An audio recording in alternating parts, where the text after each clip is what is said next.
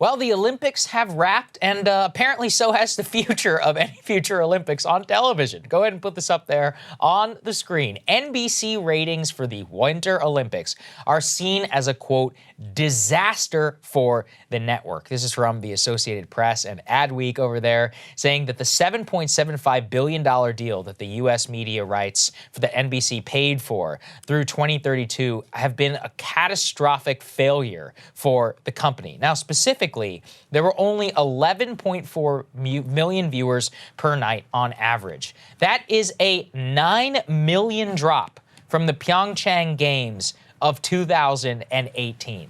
So almost a 40% drop, complete fall off of a cliff.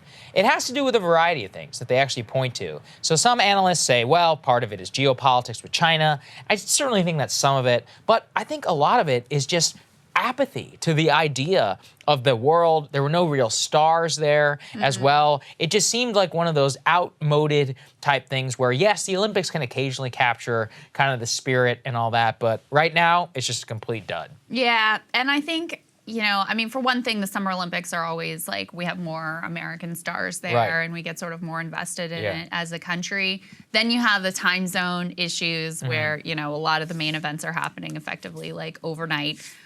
Every time I turned it on to see what was going on, it was always curling, which is like literally the most boring thing on earth to ever watch. But I thought Huffington Post had a write-up here. They said, these Olympics were a disaster for the network, a buzz-free, hermetically sealed event in an authoritarian country a half-day's time zone away, where the enduring images will be the emotional meltdown of Russian teenagers after a drug-tainted figure skating competition and a bereft Michaela Schifrin sitting on a ski slope wondering what went wrong. That was very sad, so, what happened there.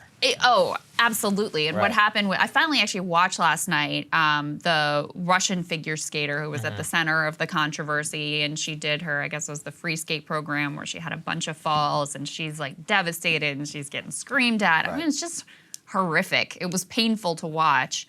So you had the time zone issues, and then you have an Olympic Games that just didn't make for good television. At the same time that I think when the games are most sort of popular is when we're feeling the American patriotic spirit. Right now, you look at like, what, 70, 80% of the country saying the country's on the wrong track. There's this overarching sense of sort of like national decline and decay.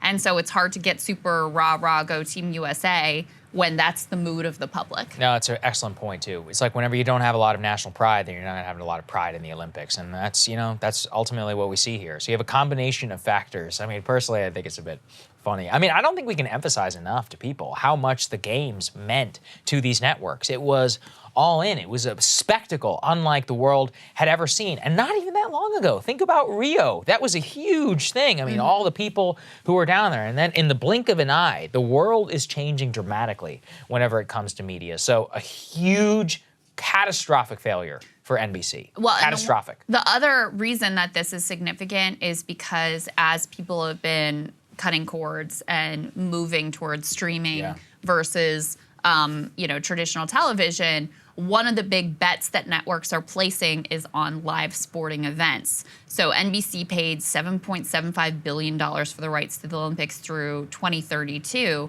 And some analysts are saying, well, it's still a good bet overall because one of the only things that still gets people to consistently tune in to regular live TV is live sporting events.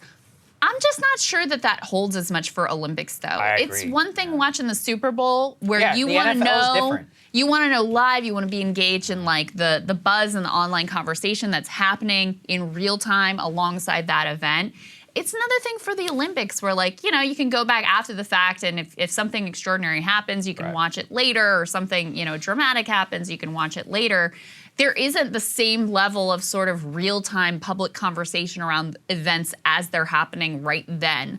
So even as they've placed this big bet on, live sports as a way to hold on to their audience, it doesn't seem to be really panning out. Yep. Sorry, NBC. And Peacock apparently also was a big failure during the games. Hate to see it. Sad for all of them. All right, guys, thanks for watching. We'll have more for you later. Hey, guys, thanks so much for watching. That's right. Just as a reminder, you can become a premium subscriber today. Watch the full show completely uncut, our reactions to each other's monologues. You get to listen to it. You get to ask us questions, all that good stuff. Link is right there in the description or at breakingpoints.com. Best of all, great way to say screw you to the mainstream media.